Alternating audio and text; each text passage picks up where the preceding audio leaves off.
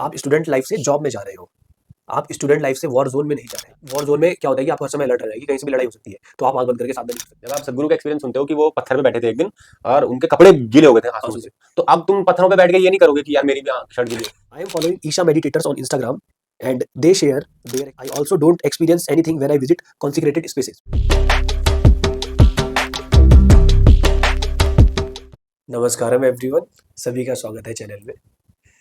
दोस्तों, जैसा कि हमने पिछली वीडियो में आपको बताया था कि हम एक नई सीरीज लेकर आ रहे हैं, जिसमें आपके द्वारा जो पूछे गए क्वेश्चंस हैं कमेंट सेक्शन में और इंस्टाग्राम पे भी, उनका जवाब हम देने की कोशिश करेंगे और उन टॉपिक्स के ऊपर हम लोग डिस्कशन करेंगे। तो आयुष भाई ने कुछ क्वेश्चंस लिए हुए हैं, वो क्वेश्चंस आयुष भाई मेरे को बताएंगे और हम दोनों उसके ऊपर अपने परसेप्शन के हिसाब से आपको जवाब देने की कोशिश करेंगे। पहला सवाल ये कहती हैं, नमस्कारम। पहला फर्स्ट पॉइंट इज योगासना ध्यान साधना कब करें? इसका आंसर भी इन्होंने दिया है ब्रह्म मुहूर्त में उठने के बाद 3:40। और सेकंड पॉइंट में ये कह रही हैं, क्या हमें बाउल मोमेंट के बाद ही योगासना करनी चाहिए? आयुर्वेदा के अनुसार हमें कफ दोष में ही एक्सरसाइज करनी चाहिए 6 से 10 AM PM, और अभ्यंग करने के बाद ही योगासनास करनी चाहिए और उसके बाद ही स्नान करना चाहिए।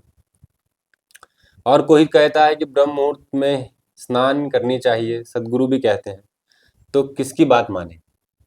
आयुर्वेद की या सदगुरु की? ओके, सो मेरी जानकारी के अनुसार सदगुरु ये कहते हैं कि 3:40 का जो समय है वो ब्रह्म मुहूर्त का समय हो जाता है और हमें जो भी साधना करनी है, वो साधना, जिस साधना में हम इनिशिएटेड हैं, वो साधना हमें इसी समय पर करनी चाहिए।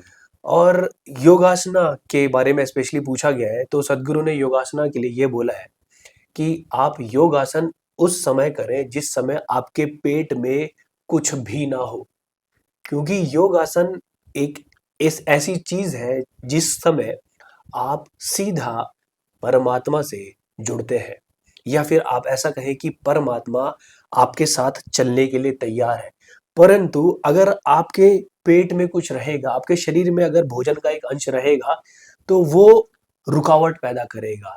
इसीलिए जब आपको योग आसन करने हैं, उस समय पर आपका पेट बिल्कुल खाली होना चाहिए, ऐसा सदगुरु ने एक्सप्लेन किया है। और रही बात नहाने की कि हम योगासन करने के बाद नहाएं या योगासन करने के पहले नहाएं, तो योगासन करने के बाद अगर आप नहाएंगे तो आपके शरीर में जो ताप प्रोड्यूस हुआ होगा, जो टेम्परेचर राइज हुआ होगा, वो योगासनास के बाद अगर आप नहाओगे तो वो ठंडा पड़ सकता ठंडा है पड़ आपका सकता है, शरीर, और उस वजह ठंडा से गर्म भी हो सकता है उसकी वजह उस से। गर्म से फिर उस वजह से फिर आपको दिक्कत हो सकती है। तो इसीलिए हमेशा जब भी आप साधना करें, साधना करने से पहले ही नहाया जाता है, बाद में नहीं नहाया जाता है। या एक पर्टिकुलर टाइम इंटरवल सदगुरु बताते हैं कि शांभवी में तो उन्होंने बताया था। हाँ, कि हम 20-30 मिनट के हाँ, बाद नहा 20-30 सकते हैं, मिनट, जबकि ठंडे जब पानी से 20 मिनट और गर्म पानी से शायद ऐसा कुछ था। तो लेकिन ये हमेशा बोला जाता है कि आप साधना से पहले ही नहाएं, क्योंकि जब आप नहाते हैं इससे हमारे शरीर की एक तरीके से शुद्धि होती है। शुद्धि होती। और ये आपने भी देखा होगा कि जब आप नहा के कोई चीजें करते हैं, तो उससे आपको अपने शरीर में अंतर महसूस होता होगा। एग्जैक्टली। और कई लोगों का ये बहाना होता है, मतलब लोग ये कहते हैं कि अगर मैं नहा के साधना करूंगा तो मेरे शरीर में पसीना आ जाएगा। तो आयुष भाई, आप मुझे बताओ कि आपने जब नहा के साधना करी, तो नहाने के बाद, साधना करने के बाद आपके शरीर में पसीना आने की वजह से आपको क्या कभी कुछ डिस्कम्फर्ट फील हुआ है कि मेरे को बहुत पसीना आ गया और मुझे डिस्कम्फर्ट अब फील हो रहा है? आ, मैंने तो पहला ही केस किया है हमेशा। नहाया हूँ तभी साधना की है। ऐसा नहीं हुआ कभी कि साधना के बाद नहाया हूँ या बिना नहाए साधना की हो। एक और दूसरा, पसीना मुझे बहुत होता है, बहुत। और हठ योग करते हुए तो पसीना ना आए तो मेरे हिसाब से मतलब वो फील नहीं आता मुझे। तो पर वो पसीना मुझे डिस्कम्फर्ट में नहीं डालता, लेकिन वो पसीना अच्छा है एक तरीके से। और मुझे तो कभी ऐसा नहीं लगा कि स्मेल वगैरह, ये इसी के लिए हो रहा होगा ना शायद, कि स्मेल वगैरह आती हो दिन भर, फिर वही कपड़े पहनने हैं आपको दिन भर। तो नहीं, मेरे साथ तो ऐसा कोई इशू हुआ नहीं अभी तक। मेरे को साधना से पहले नहाता हूँ मैं, और पसीना भरपूर आता है। गर्मियों के दिन खासकर, तो आजकल तो बहुत ज्यादा आ रहा है, और लेकिन कोई इशू नहीं है। कोई दिक्कत नहीं है। वैसे भी सारे हठ योगा टीचर्स भी ये सजेस्ट करते हैं कि आप नहा कर ही साधना करें। और और जब ये टाइम वगैरह का भी पूछ रहे हैं कि 6 बजे से 10 बजे ही करनी चाहिए, आयुर्वेद कह रहा है, एएम या पीएम। और लेकिन सदगुरु कहते हैं कि ब्रह्म मुहूर्त में उठ के सबसे पॉजिटिव वाइब आएगी, मतलब ऐसा कुछ बोलना हाँ, चाह रहे हैं, कंपेयर करना चाह रहे हैं कि किसकी बात सुने हम। अब टाइमिंग के हिसाब से भी बता सकते हैं हम लोग। अगर पहली बात तो ये जहाँ से भी आप ये पूछा जा रहा है कि आयुर्वेद के हिसाब से 6 बजे से लेकर 10 बजे के बीच में करना चाहिए, तो आयुर्वेद भी किसी के द्वारा दिया गया होगा, परंतु हमें सदगुरु बोल रहे हैं, सदगुरु एक योगी है और एक योगी हमें ये बता रहा है कि ये समय ब्रह्म मुहूर्त आपको, ये समय एक ऐसा समय होता है जहां पर आप अपने आप को रीवायर कर सकते हो, अपने आप को हम्म। बदल सकते हो, वो हम्म। क्रिएटर का समय है। तो आप जो भी साधना करते हो उससे आपके अंदर बदलाव आते हैं, तो आप वो बदलाव ब्रह्म मुहूर्त में ही लाना चाहेंगे। आप अपने शरीर को जिस प्रकार से ढाला जाना चाहिए उस प्रकार से ढाल सकते हो, आप अपनी ऊर्जाओं को उस प्रकार से ढाल सकते हो। डाल सकते तो हैं। इसीलिए जो ब्रह्म मुहूर्त का समय है वो सबसे ज्यादा महत्वपूर्ण माना गया है। और आप देख भी सकते हैं, चाहे प्रेमानंद महाराज जी हो, चाहे गौड़ गोपाल दास हो, सर्वप्रियानंद हो, चाहे कोई भी हो, श्री एम हो, ये सब ब्रह्म मुहूर्त के बारे में ही बात करते हैं कि आप उस समय पर अगर साधना करेंगे तो ये आपके लिए ज्यादा फलदायक होगी। एक पॉइंट और ऐड करना चाहूंगा मैं कि मेरा जो एक्सपीरियंस रहा है साधना का, तो मैंने हर टाइम लगभग, अब हम लोगों ने ऐसा कोई टाइम नहीं बचा है जिसमें साधना ना की हो। ठीक है, बिल्कुल। कभी ना कभी हो ही जाता है ऐसा कि सुबह नहीं हो पाया तो दिन में कर लिया, दिन में नहीं हो पाया शाम को, रात को भी किए। ठीक है, 10-10 बजे रात को, 11 बजे रात को, यहीं इसी फ्लोर पे। तो मेरा जो एक्सपीरियंस रहा है सुबह की साधना और शाम की साधना, अगर मैं कोई भी साधना को कंपेयर करूं, वेदर इट इज सूर्य क्रिया और योगासनास और शांभवी ले लो, चाहे या शक्ति चलन भी ले लो, कुछ भी ले लो, तो सुबह की साधना में क्या रहता है ना कि ऐसा फील होता है कि तुम्हारी साधना में कोई रिस्ट्रिक्शन नहीं है, कोई बाधा नहीं पड़ रही है। ये बहुत इंपॉर्टेंट जो डिफरेंस है मैंने नोटिस किया है। शाम वाली साधना में हमेशा ऐसा लगता है कि या तो बॉडी, थकावट नहीं है, लेकिन बॉडी के ठीक है, अंदर रेजिस्टेंस हाँ है। रेजिस्टेंस है, कोई रोक रहा है, मतलब अगर मैं सुख क्रिया ही कर रहा हूं, तो सुख क्रिया की जो इंटेंसिटी है सुबह वाली और जो शाम वाली इंटेंसिटी है, उनमें जमीन आसमान का फर्क है, 19-20 भी नहीं है, वो बहुत डिफरेंस है। तो कोई चीज ऐसी है जो मेरे को शाम को एफर्ट ज्यादा लगते हैं साधना करने में, हम्म। ये बहुत बार नोटिस किया है मैंने। मतलब आपका फुल्ली डेडिकेटेड हो वो बात अलग है, ठीक है, आप मतलब साधना ही आपके लिए सब कुछ है, हाँ। वो केस अलग छोड़ देते हैं अगर, तो साधना में, शाम वाली साधना में एफर्ट ज्यादा लगते हैं, मेंटल एफर्ट्स भी। ठीक है, अगर आप हम्म। दिन भर से आपने बोल रखा है कि यार सुबह नहीं करता शाम को करूंगा, टाइम हाँ। है, तब भी आप बोल रहे हो कि मैं सो जाऊंगा अभी शाम को कर लूंगा, तो शाम वाले एफर्ट्स बहुत ज्यादा लगते हैं शाम वाली साधना में। सुबह वाली साधना में आप, मेरे को ऐसा लगा कि कागज कोरा रहता है हमारा, हाँ। जो ये कागज है वो कोरा है। और शाम वाली साधना में या दिन वाली साधना में ये कागज पे थोड़ा लिखाई हो चुकी है अब। बिल्कुल। ठीक है, अब नए नहीं रह गए हो आप। यस। इसीलिए बोला जाता था कि early to bed early to rise. ये मैं जब पढ़ते भी थे हम लोग, तभी भी मैंने नोटिस की है बात कि जो सुबह, मेरी आदत हमेशा रही है सुबह, या मतलब या तो मैं सोऊं ही ना रात भर, ठीक है, या तो फिर मैं सुबह पढूं, सुबह उठ के पढूं। तो सुबह वाला पढ़ाई अलग लेवल की पढ़ाई है। बिल्कुल, बिल्कुल। हर चीज जो तुम कार कोरे का, ऑब्वियस सी बात है ना, एक तो तुम हो गया कि मिटा के, किसी चीज को मिटा के उस पर लिख रहे हो, तो और मिटाने में दूसरा तुम, एफर्ट हाँ जाएगा। एफर्ट्स लग रहे हैं तुम्हें मिटाने में। तो शाम वाली साधना में मैंने हर बार देखा है कि एफर्ट ज्यादा लगते हैं उसमें। और इसमें मैं एक और चीज ऐड करना चाहूंगा कि जब हम लोग सुबह साधना करते हैं, तो सुबह करने के बाद पूरा दिन से लेकर रात का समय है, तो वो साधना का इफेक्ट हमें पूरी दिन भर देखने को मिलता है। हाँ। लेकिन आपने अगर शाम को 6-7 बजे साधना करी है, तो आप 3 या 4 घंटे में सो जाओगे। तो जो आपने साधना का इफेक्ट दिखना था, देखना था। वो शायद आपको दिखने को नहीं मिलेगा हम्म। कॉन्शियसली। तो सुबह की साधना करने की वजह से पूरा दिन भर हल्का होता है, पूरा दिन हल्का दिन जाता हल्का है। हो जाता है। तो अगर आप सुबह 2 या 3 घंटे की साधना करते हो तो जाहिर सी हम्म। बात है आपको ब्रह्म मुहूर्त में शुरू करना पड़ेगा। शुरू करना और पड़ेगा कई क्योंकि, लोगों के मैंने एक्सपीरियंसेस सुने हैं कि ब्रह्म मुहूर्त में साधना करने से उनकी लाइफ जो है वो बिल्कुल ट्रांसफॉर्म हो गई है। तो ब्रह्म मुहूर्त का कोई रिप्लेसमेंट नहीं है। अगर ब्रह्म मुहूर्त का ब्रह्म मुहूर्त की अगर इंपॉर्टेंस ही ना होती तो ये ब्रह्म मुहूर्त नाम का शब्द ही भारतवर्ष में ना दिया गया होता। भारतवर्ष के विद्वानों और महायोगियों ने ये शब्द ही ना दिया होता। और दूसरा ये भी कि तुम मतलब पूछने से अच्छा है कि तुम एक्सपीरियंशियली देख लो, यस। खुद ही और देख लो। योगासन एक दिन हफ्ता भर ब्रह्म ब्रह्म मुहूर्त मुहूर्त में में कर लो, उसके बाद जो ये कह रहे हैं उस पे कर लो।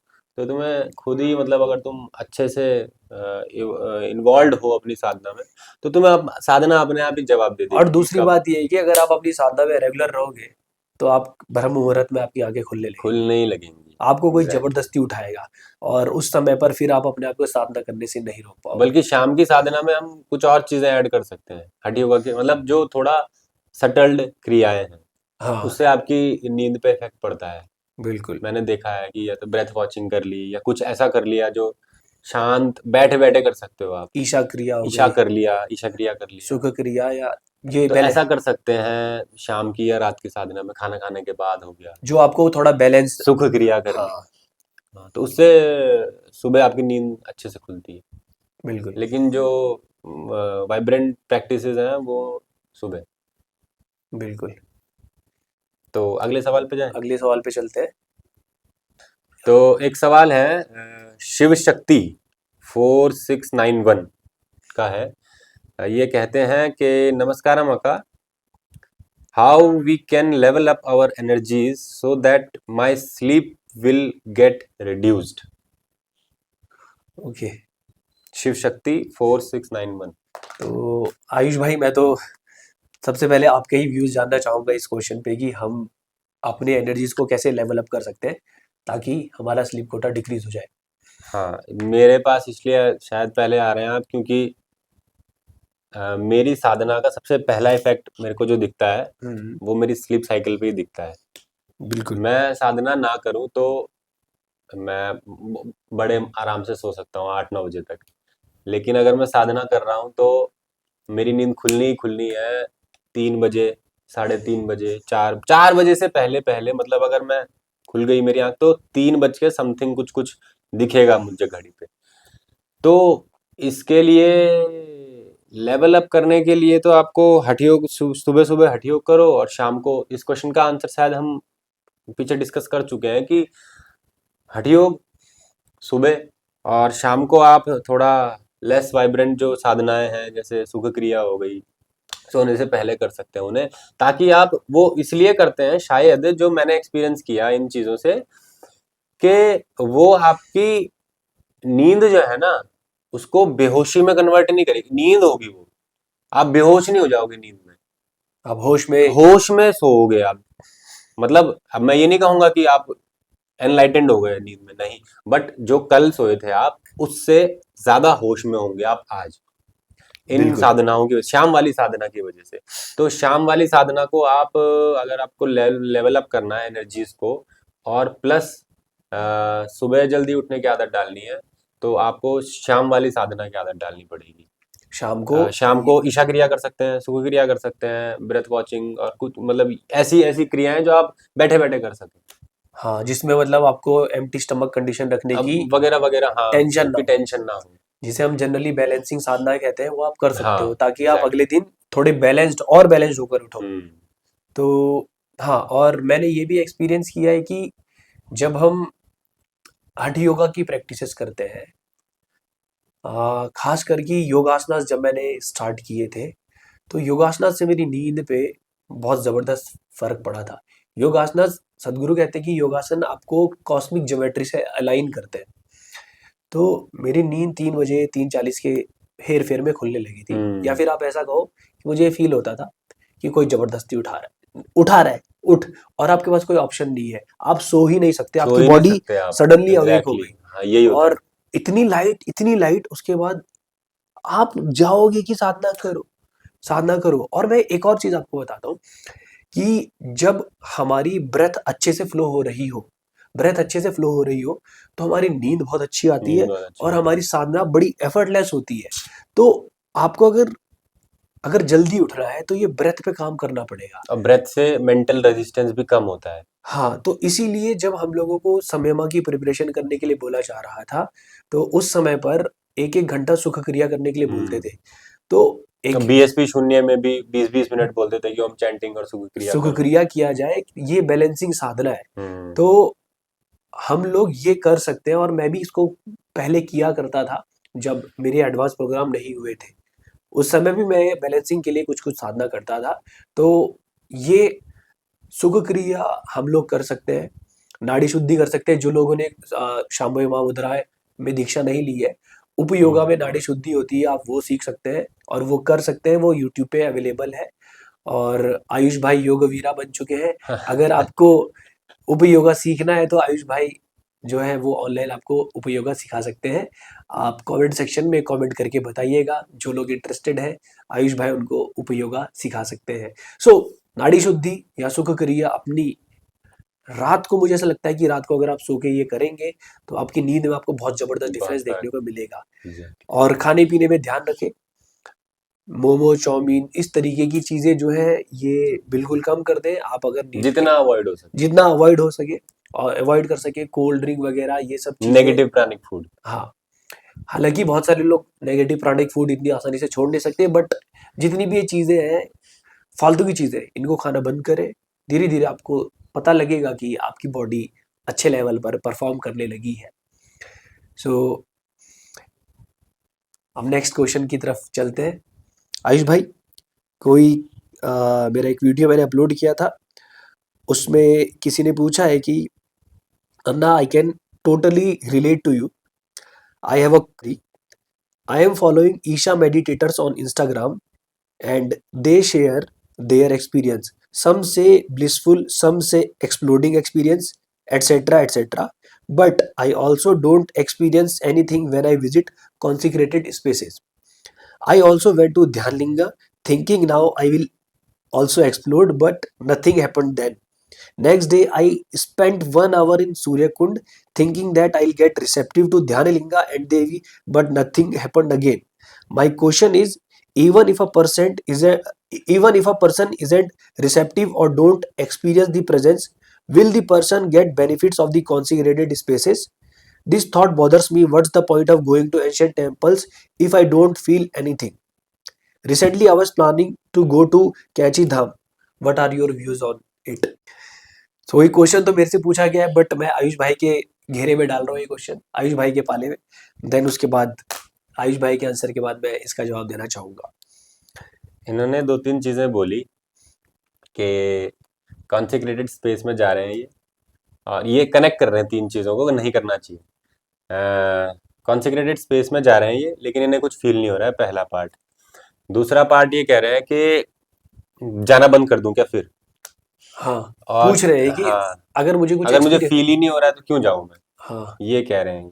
पॉइंट मतलब जाने का पॉइंट क्या है? पॉइंट क्या है, हाँ, पॉइंट क्या है, इनका सवाल ये है। तो सबसे पहली बात तो अगर आपको कोई चीज खींच रही है कॉन्सेक्रेटेड स्पेस में, एक एक एनर्जी लेवल के घेरे में अगर आप कोई भी क्रिया करते हैं या विजिट, केवल विजिट भी कर रहे हैं, तो आपको फायदा किसी ना किसी लेवल पे हो रहा होगा, लेकिन वो आपके एक्सपीरियंस में नहीं होगा। बस इतनी सी बात। फील होना ना होना का, ये कह रहे हैं ना कि ईशा मेडिटेटर्स के एक्सपीरियंस सुनते हैं कि कोई बोलता है ब्लिस्ड है, कोई बोलता है एक्सप्लोर ही हो गए हम लोग। तो ये एक्सपीरियंसेस हैं, और इनसे इनसे आप, मैं तो एक्सपीरियंसेस सुनना, मतलब पता नहीं, मैं सुनता नहीं हूँ ज्यादा, क्योंकि इससे थोड़ा फैसिनेट होता है आदमी। इससे आदमी अपने अंदर एक्सपेक्टेशंस ख्याल क्रिएट ही कर पुलाव, लेता है। हाँ, ख्याल ही पुलाव जो इन्होंने बना लिए हैं कि मेरे साथ क्यों नहीं हो रहा है ये। हाँ, मैक्सिमम लोगों के साथ होता है, मैक्सिमम लोगों मेरे के साथ साथ भी होता हुआ है। था ये। हाँ, तो इसलिए अगर आपको कोई चीज फैसिनेट कर रही है और आप कंपेयर करने लगो एक दूसरे की जर्नी को ना, तो यही होगा। फिर आप फिर दूसरे सवाल खड़े हो जाएंगे आपके सामने कि मैं जाऊं या ना जाऊं, ये करूं ना करूं, हाँ, शांभवी करूं ना करूं, कुछ तो हो नहीं रहा शांभवी करके, 6 महीने से शांभवी कर रहा हूं, कुछ नहीं हो रहा, क्यों करूं मैं ऐसे। तो ये सवाल आएंगे, ये सवाल तब आएंगे जब आप अपनी जर्नी को दूसरे से कंपेयर करोगे। दूसरे से कंपेयर ये अपने आप में मूर्खता है, निरी मूर्खता है ये, कि आप अपने आप को किसी दूसरे से कंपेयर कर रहे हो। हाँ, किसी दूसरे से आप सीख सकते हो कुछ, कोई आपको पॉजिटिव बात दिख रही है उसमें, तो आप सीख सकते हो उससे, लेकिन एक्सपीरियंसेस से फैसिनेट होके कोई फायदा नहीं होता। एक और दूसरी बात, अगर आप मानते हैं कि आपको फील नहीं हो रहा है, तो अब ये बोलना चाहिए नहीं बोलना चाहिए, लेकिन फिर कुछ दिन अपनी साधना बंद करके देखो, कुछ दिन मत जाओ कॉन्सेक्रेटेड स्पेसेस में, कुछ दिन ऐसा जीवन, हफ्ता 10 दिन 20 दिन, और फिर कंपेयर करना अपने जीवन को। हाँ, ये हो सकता है। सबसे बेस्ट तरीका है, क्योंकि देखो जैसे डॉक्टर है ना, एक पेशेंट है, अगर हेयर फॉल हो रहा है तो हेयर फॉल एक ही कारण से नहीं हो रहा होगा पूरी दुनिया का, हम्म। उस हर व्यक्ति के अलग अलग कारण होंगे। अगर किसी को स्किन डिजीज है तो उसकी स्किन डिजीज के अलग अलग कारण होंगे, जेनेटल कारण हो गए, बहुत सारे कारण हैं। तो ऐसे ही जेनेटिक। यहाँ भी है, हम्म। यहाँ भी यही है कि आपके साथ कोई चीज नहीं हो रही है तो उसका कोई कारण ही बता नहीं सकता, उसका कोई नहीं बता पाएगा कि इस वजह से नहीं हो रहा होगा जी आपके साथ। हम्म। तो हम भी कैसे, अब जब कोई नहीं बता सकता तो हम कैसे बताते हैं उस कारण को, ठीक है। बिल्कुल। लेकिन ये एक्सप्लोर आपको ही करना पड़ेगा। और मेरा तो मानना है कि भैया जो अपने एक्सपीरियंस में नहीं है वो बात हम्म, केवल, हाँ मतलब मतलब उसको चार आप लोगों में मान। आप ताली हाँ। बजवा सकते हो अपने लिए, उस हाँ। बात को अगर आप कहीं कह रहे हो बिना एक्सपीरियंस किए, ओके। तो ताली बजवा सकते हो आप अपने लिए, आप आपके जीवन में उसका कोई फायदा नहीं है। लेकिन तो एक्सपीरियंस करो, मत जाओ कौन सी बंद कर दो, 6 महीने बंद करके देखो, फिर देखो कैसे चलती है लाइफ। इतना रिस्क ले सकते हो लाइफ में अगर ओके। मेरे हिसाब से तो। ओके। सो आयुष भाई का थोड़ा आंसर हो सकता है आपको जा हिट भी करे, लेकिन मैं इसको अलग तरीके से, जो मेरे एक्सपीरियंस के एक्सपीरियंसेस थे उसके बेसिस पे मैं आपको बताना चाहूँगा। सबसे पहली तो चीज़ ये है कि जो चीज़ हमें फील नहीं हो रही, ज़रूरी नहीं है कि वो एग्जिस्ट ना कर हाँ, रही हो। क्या पता हमारा फेस ही दूसरी साइड हो, इसलिए हम पीछे नहीं देख पा रहे हैं। और मैं इसका एक और एग्जांपल देना चाहूँगा कि अर्थ रिवॉल्व कर रही है, हमारे एक्सपीरियंस में नहीं है, नहीं पर इसका मतलब ये थोड़ी है कि वो है, रिवॉल्व नहीं रिवॉल्व कर भी रही नहीं है। कर रही। आपके वेन्स में ब्लड फ्लो कर रहा है, आपके एक्सपीरियंस में नहीं है, बट वो फ्लो कर रहा कर रहा है। है। ओके। इसका मतलब ये है कि हमारा जो अवेयरनेस लेवल है वो अभी बढ़ा नहीं है। उतना नहीं है कि हम इन सब हम चीजों को फील कर सकें। बस इतनी सी बात है। फिर मैं एक और एग्जांपल देना चाहूंगा कि किसी ने पूछा था कि देवी यंत्रा के सामने अगर कोई जाएगा तो उसके ऊपर एनर्जी का इफेक्ट पड़ेगा। तो सदगुरु ने बोला था कि देवी यंत्रा के सामने अगर एक भैंसा भी जाएगा पैसा भी जाएगा तो तो। भैंस भैंस अच्छा भैंस बन जाएगा, मतलब उसकी एनर्जीज बदलेंगी, उस भैंस को नहीं पता चलेगा, उस हाँ, भैंस के उसके एक्सपीरियंस में एक्सपीरियंस में नहीं होगी वो चीज। उसको उसके अंदर कोई ड्रास्टिक चीजें ना हो, बट कहीं ना कहीं उसके अंदर कुछ चीजें और ये बदली। हमारे साथ भी हुआ है, मतलब जब हम शुरू किया था हमने साधना की जर्नी अपने, तो पहले थोड़ी था ये सब, ये हाँ, ऐसे थोड़ी थे हम 6 साल पहले 4 साल पहले, है। वो चीजें धीरे धीरे तो धीरे धीरे धीरे धीरे धीरे धीरे धीरे बदलती धीरे है। धीरे, हाँ। और और रही इतना धीरे था वो कि वो भी हमारे एक्सपीरियंस में नहीं है वो कितना धीरे था। तो मैं ये बताना चाहूंगा कि अब एक्सपीरियंस की बात करते हैं। एक्सपीरियंस में ऐसा होता है कि मैं भी ध्यानलिंगम गया। सबसे पहले तो शांभवी महामुद्रा में दीक्षा लेने गया, मुझे कोई एक्सपीरियंस नहीं हुआ, कुछ भी एक्सपीरियंस नहीं, बस मेरा ख्याली पुलाव था। फिर आयुष भाई को कुछ एक्सपीरियंस होते थे, मुझे कुछ एक्सपीरियंस नहीं हुए।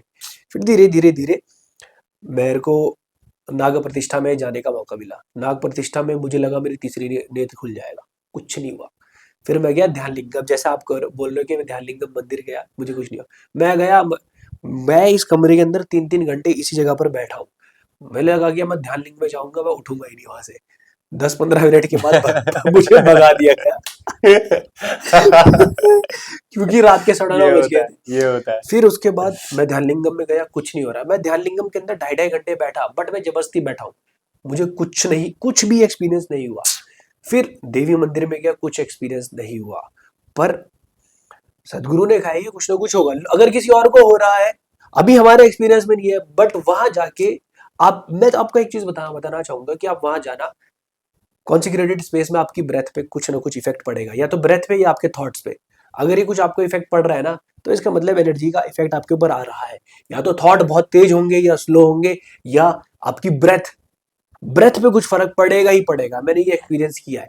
अब बहुत ड्रास्टिक जो एक्सपीरियंस है वो मुझे 2-3 जगह पर फील हुआ था।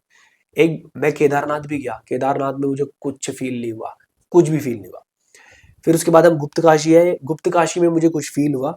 लेकिन एक दिन मैं अगस्त्य मुनि जो जगह है वहां पर अगस्त्य मुनि के आश्रम गया। मेरे को कुछ उस जगह के बारे में कुछ नहीं पता था, बस मुझे इतना पता था ये अगस्त्य मुनि का आश्रम है, यहाँ मुझे जाना है। कुछ उस जगह की एनर्जीज वगैरह कुछ नहीं पता। मैं वहां गया, 2 मिनट बाद मेरे को रोना आने लगा। वैसा मुझे आज तक कहीं फ़ील नहीं हुआ और मेरी आँखें बंद होने लगी और मैं वहाँ बैठा रहा। मैं उस जगह के प्रति रिसेप्टिव था। उस जगह की एनर्जीज़ मेरे से कनेक्ट हो रही थी। मैं उस जगह की एनर्जी से कनेक्ट हो रहा था। आश्रम में मंदिर है, अगस्त्य मुनि का मंदिर है और शिवलिंग है। वहाँ अंदर जाके मुझे कुछ ज़्यादा फ़ील नहीं हुआ। बाहर ही जो आश्रम का प्रांगण है, वहाँ बैठ के मैं ऐसे ध्यान में मन कर रहा है कि आँखें खोलूँ ही ना। और फिर मैं धारी देवी के मंदिर गया एक बार, कुछ फ़ील नहीं हुआ, ठीक है? लेकिन अगली बार जब मैं वहाँ गया, बिना धारी देवी को देखे ही देवी ने मुझे जैसे पकड़ लिया हो मानो और बिल्कुल मतलब सरेंडर करवा दिया हो। अगली बार फिर से हम गए, फिर से मुझे देवी के साथ एक्सपीरियंस हुआ। बट ऐसा एक्सपीरियंस ना मुझे लिंग भैरवी देवी के साथ हुआ, ना ध्यान लिंगम के साथ हुआ, जैसा धारी देवी में हुआ या अगस्त मुनि के मंदिर में हुआ, अगस्त मुनि आश्रम में हुआ। तो ये जगह जगह पर भी डिपेंड करता है। आप एनर्जी स्पेसेस को एक्सप्लोर कीजिए। हर एनर्जी स्पेस अलग तरीके से हिट करता है। जरूरी नहीं है कि आपके लिए देवी मंदिर हिट करे। क्या पता आपके लिए योगेश्वरा लिंग हिट करे या आदि योगी अलायम वाला जो लिंगम है वो हिट करे। अलग अलग स्पेसेस की एनर्जीज होती है क्योंकि आपको नहीं पता कि आप किस स्तर पे हो अभी। तो आप जितने एनर्जी स्पेसेस हो सके उनको विजिट कीजिए। चीजें होंगी, चीजें होनी ही है। आपको बस चलते जाना है, क्या पता कौन सा दरवाजा कब खुल जाए। और दूसरा ये भी ऐड करना चाहूंगा मैं इस पॉइंट में कि ये भी तो एक एक्सपीरियंस ही है। तुम देख पा रहे हो ना कुछ नहीं हो रहा है। हाँ, एक्सपीरियंस एक्सपीरियंस इसको थोड़ी बोलते हैं कि मैं पागल हो गया, मैं शांत बैठा हूँ, ये भी तो एक एक्सपीरियंस है। तुम अपने माइंड में इतनी धूल पैदा ही क्यों होने दे रहे हो कि उसको तो ये हो गया, मुझे नहीं हो रहा। वो ब्लिसफुल था। तो जरूरी अभी नहीं है कि आपने फिर आप। हाँ। गौरव जी की बातें सुनी होंगी, तो अब आप धारी देवी जाओगे तो वो ही लेके जाओगे माइंड में, धारी देवी से नहीं मिल पाओगे आप। तो ये एक्सपीरियंसेस सुनने हैं, लेकिन इनमें खो नहीं जाना है। जब आप सदगुरु का एक्सपीरियंस सुनते हो कि वो पत्थर पे बैठे थे एक दिन और उनके कपड़े गीले हो गए थे आंसुओं आंसू से, से। तो अब तुम पत्थरों पे बैठ के ये नहीं करोगे कि यार मेरी भी शर्ट गीली हो, ये थोड़ी करोगे। तुम अपना पत्थर में बैठोगे, अपना एक्सपीरियंस शेयर करोगे कि मेरे को कैसे फील हुआ वहां जाके। ठीक है, बिल्कुल। तो हाँ, ये धारी देवी के बीच में आप गौरव जी को मत ले आना वहां पे जब धारी देवी विजिट करोगे कि यार उन्हें वैसा हुआ था तो मुझे भी क्यों नहीं हो रहा है। ये भी हम्म, तुम्हारा एक्सपीरियंस है कि तुम शांत बैठे हो। ये भी तुम्हारा बिल्कुल। एक्सपीरियंस ही है। ये भी तुम्हारा एक्सपीरियंस ही है कि तुम 2 मिनट में उठ गए वहां से, नहीं बैठा गया तुमसे। ये भी तो एक्सपीरियंस एक्सपीरियंस का मतलब सही गलत में क्यों तोड़ रहे हो एक्सपीरियंस एक्सपीरियंस को। का मतलब हमेशा अच्छा ही थोड़ी होता है। एक्सपीरियंस मतलब एक्सपीरियंस, अच्छा बुरा तो जोड़ना ही नहीं है ना उसके साथ कुछ। हाँ, हम हमेशा ये एक्सपेक्ट एक्सपीरियंस करके मतलब रखते हैं, एक्सपीरियंस। एक्सपेक्ट करते हाँ, हैं कि एक्सपीरियंस मतलब क्या होता है कि तुम हो, यू आर देयर, तुम प्रेजेंस दे रहे हो अपनी वहां। तुम्हारी प्रेजेंस तब नहीं होगी जब तुम्हें पता ही नहीं चलेगा हुआ क्या। समझ रहे हो, जैसे नींद में हो जाता है हमारे साथ, हम्म। पता ही नहीं चलता हुआ क्या, तुम्हारी प्रेजेंस ही नहीं है वहां, अभी लेटे सुबह 6 बजे खुली आंख। पता ही नहीं चला हुआ क्या। तो एक्सपीरियंस का मतलब तुम हो वहां, और अगर तुम हो वहां तो ये अच्छी बात है, तुम वहीं रहो। ठीक है, इतना बहुत है। और ये जो क्वेश्चन पूछा था ये निरकाया नाम के है कोई, उन्होंने पूछा था। अगला क्वेश्चन जो पूछा है आयुष भाई, देव शर्मा जी ने पूछा है। नमस्कारम अन्ना। जब कॉलेज से निकल के आप जॉब में शिफ्ट होते हो तो एक बहुत बड़ा फेज होता है वो, क्योंकि अब आप रिस्पॉन्सिबिलिटी लेते हो। हम्म। मुझे ये जानना है कि स्टूडेंट अपने आप को कैसे प्रिपेयर करे कि जब ये शिफ्ट आए तो साधना पर कोई असर ना पड़े। किसी की हो सकता है कि ट्रैवलिंग जॉब हो तो उसे टाइम ही ना मिले। अच्छा, शिफ्ट जानना चाह रहे हैं कि साधना को कैसे कंटिन्यू करें जब लाइफ यहाँ से यहाँ शिफ्ट हो रही है। शिफ्ट हो।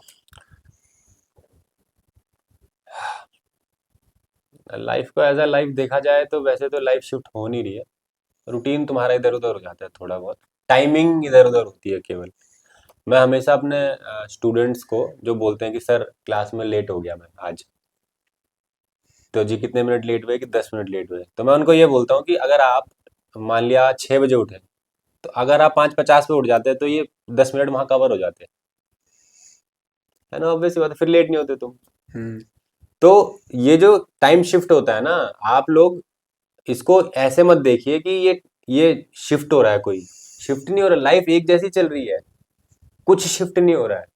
लाइफ हमेशा एक जैसी चलती है, रिस्पॉन्सिबिलिटीज आती है जाती है, लेकिन हमारा इन्वॉल्वमेंट बताता है कि हम रिस्पॉन्सिबिलिटी ले रहे हैं कि नहीं ले रहे हैं। वही रिस्पॉन्सिबिलिटी आप पे 10 साल पहले भी थी, लेकिन आपका इन्वॉल्वमेंट नहीं था क्योंकि आपकी एज नहीं थी बस। वही रिस्पॉन्सिबिलिटी आपकी 31, किसी किसी की रिस्पॉन्सिबिलिटी 13 साल में आ जाती है, किसी की 23 में आती है, किसी की 33 में भी नहीं आ रही, क्योंकि वो इन्वॉल्व ही नहीं हो रहे उसके साथ। तो ये रिस्पॉन्सिबिलिटी वाली बात भी लेने वाली है केवल, ये कुछ अल्टीमेट ट्रूथ नहीं है कि भैया सबके लिए वैलिड है ये पॉइंट कि रिस्पॉन्सिबिलिटी आ गई मेरे ऊपर।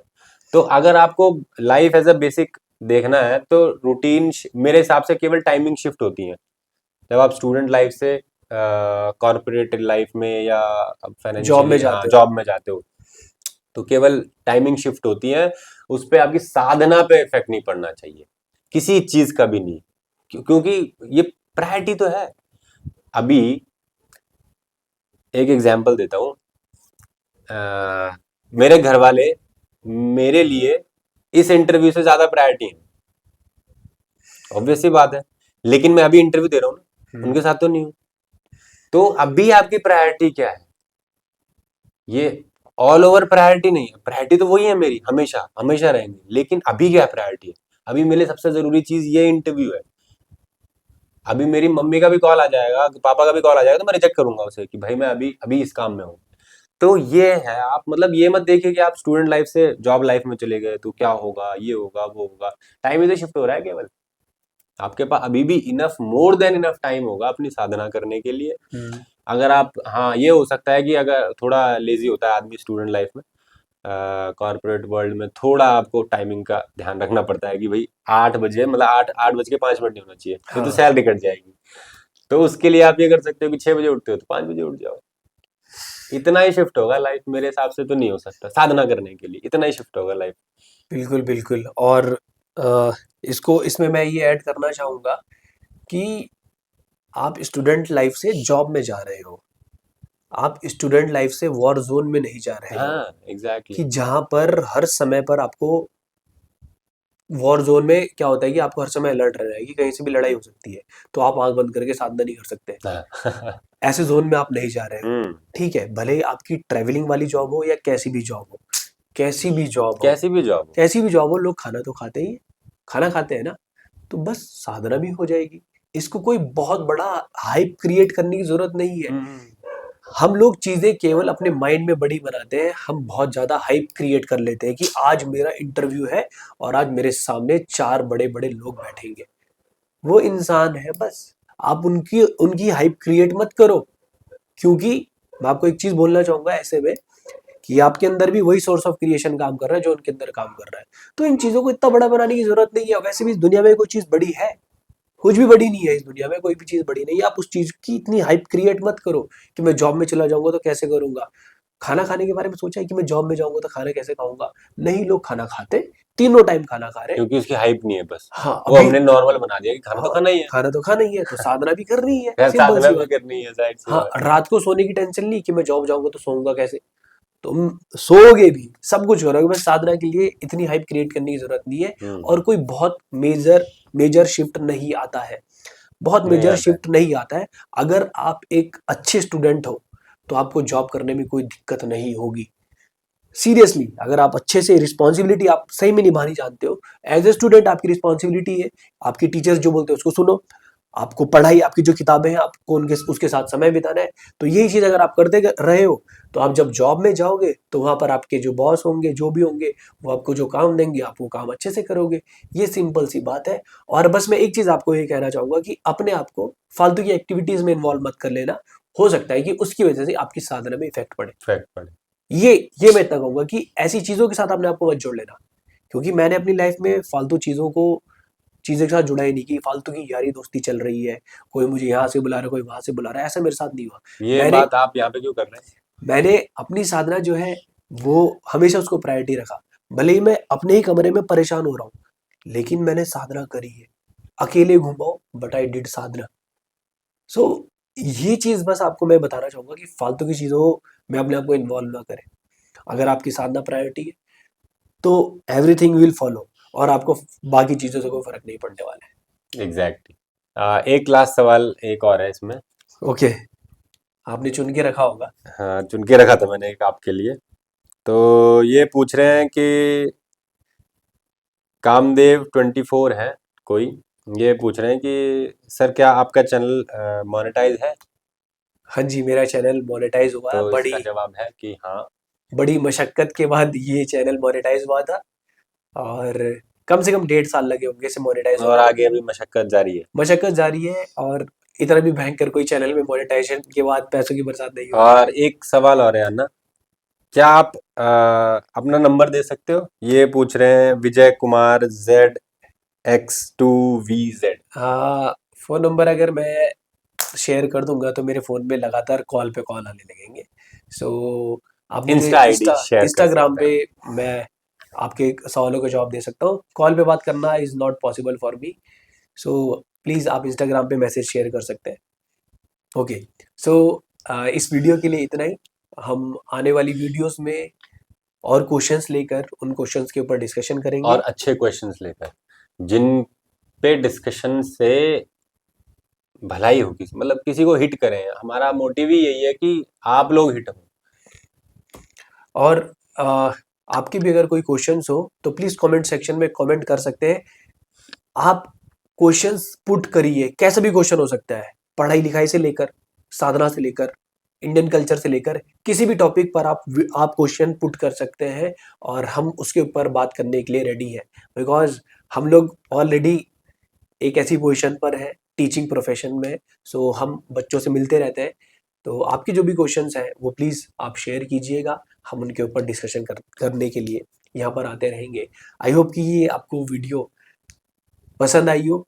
जो भी आपके रिएक्शंस हो प्लीज़ प्लीज़ कमेंट सेक्शन में कमेंट करके ज़रूर बताएं, और वीडियो अच्छा लगा हो तो बाकी लोगों तक भी पहुंचाएं। मिलेंगे फिर आपसे अगली वीडियो में। आयुष भाई को मैं थैंक यू कहना चाहूँगा। नमस्कारम।